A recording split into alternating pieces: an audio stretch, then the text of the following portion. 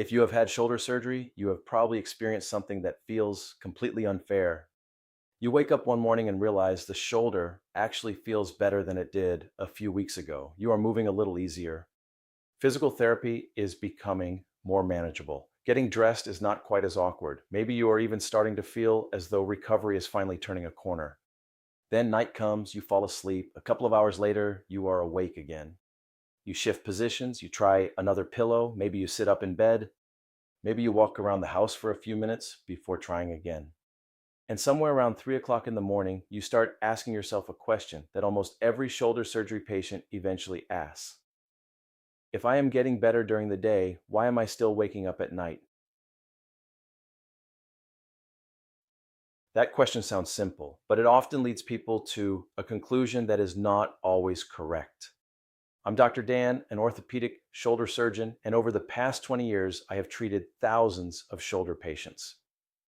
In this video, I want to explain why nighttime pain may improve more slowly than daytime function, how to judge whether the pattern is still consistent with recovery, and when nighttime symptoms may deserve more attention. If you are trying to determine whether your recovery is stable or beginning to drift, the Shoulder Recovery Guide includes a simple recovery audit. The link is in the description below. So, the biggest misconception is believing that every part of the shoulder should improve at the same speed. It seems logical. If healing is occurring, everything should gradually get better together. Less pain during the day, less stiffness, better movement, better sleep, but recovery rarely follows such a tidy pattern. For many patients, daytime movement and function improve before comfortable sleep does. That does not mean every night is expected to be miserable. It does not mean every patient follows the same timeline. And it does not mean nighttime symptoms should automatically be ignored. Your aim means daytime progress and nighttime comfort may improve on different schedules. There are several reasons for that. During the day, you are constantly making small adjustments without realizing it. You change positions, you stand up, you sit down, you support the arm with your other hand, you take a short walk.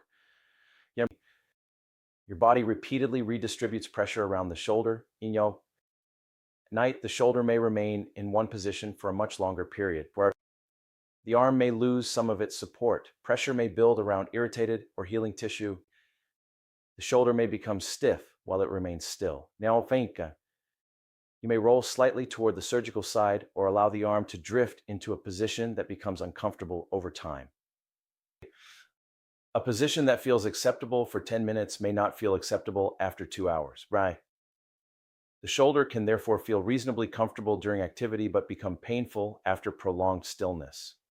There is another difference. During the day, your attention is divided between conversations, meals, work, therapy, and normal activities.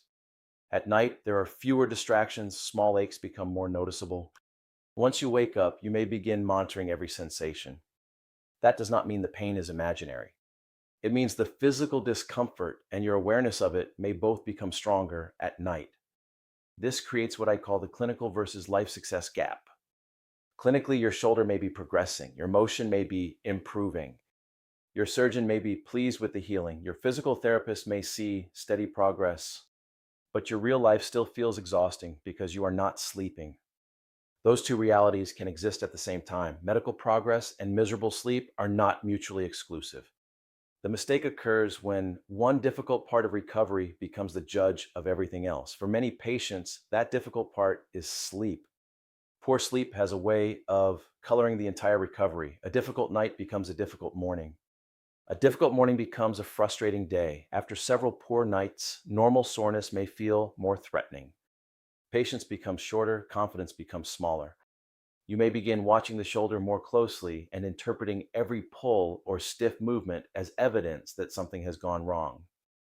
The shoulder may not have changed dramatically, but the way you are interpreting it has. That distinction matters because nighttime frustration can begin changing daytime decisions. Some patients wake after several difficult nights and decide that the shoulder must be getting worse. They stop using the arm as much. They become more cautious than their precautions require. They skip exercises or activities their physical therapist expected them to continue. Other patients make the opposite mistake. They assume that because daytime function is improving, the nighttime pain no longer matters. Neither approach looks at the full pattern. The goal is not to ignore nighttime pain. It is also not to allow one bad night to erase every sign of daytime progress. So how should you evaluate what is happening? Start by looking at 4 areas.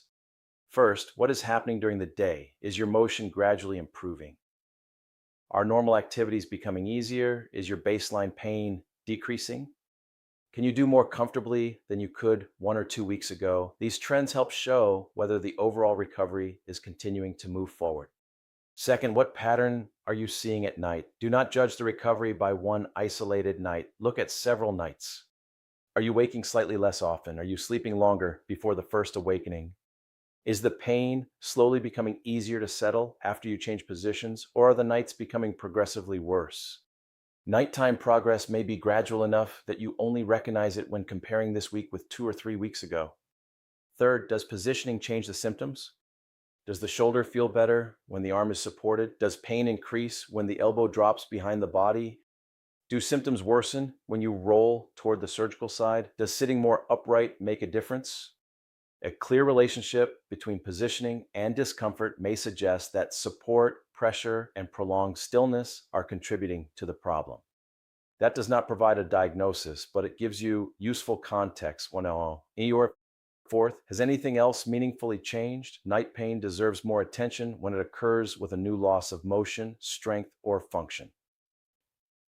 It also deserves a call to your care team. If the pain is rapidly worsening, the shoulder looks visibly different. You have new wound drainage, increasing redness, fever, or symptoms that remain significantly different from your previous recovery pattern. You do not need to diagnose the problem yourself. You only need to recognize when the pattern has changed enough that your surgeon or physical therapist should know about it. When there is no major new functional change and daytime recovery continues to improve, persistent night pain may still be part of the healing pattern. That does not make it pleasant. It simply means the night symptom should be interpreted alongside everything else that is happening.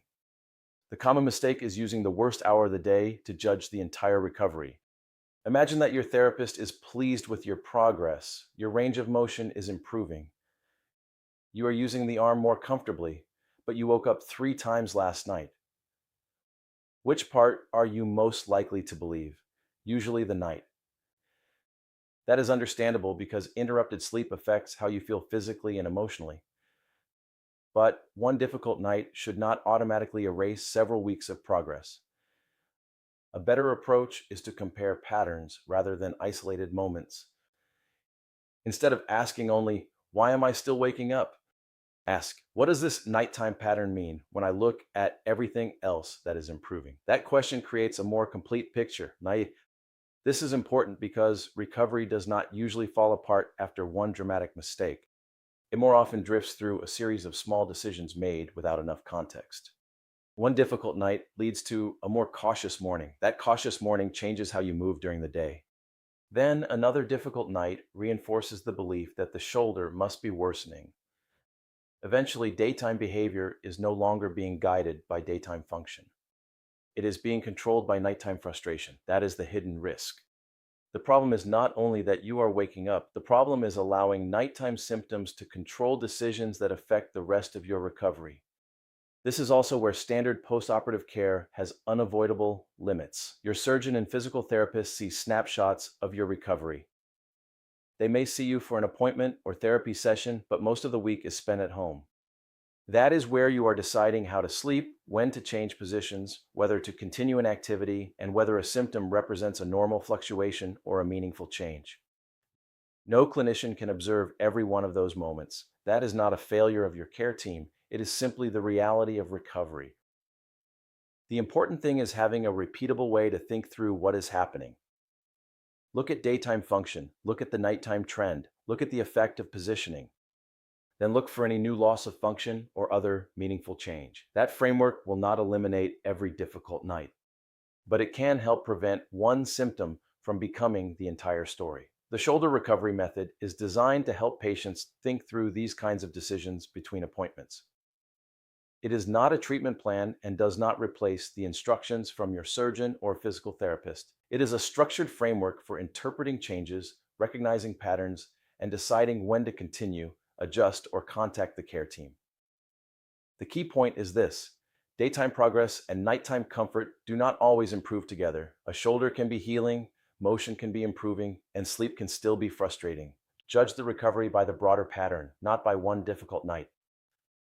If you want practical strategies for positioning, arm support, and repeated waking, watch How to Sleep After Shoulder Surgery using the link in the description. This information is educational and does not replace advice from your own surgeon or physical therapist. Thank you for watching. I'll see you next Thursday.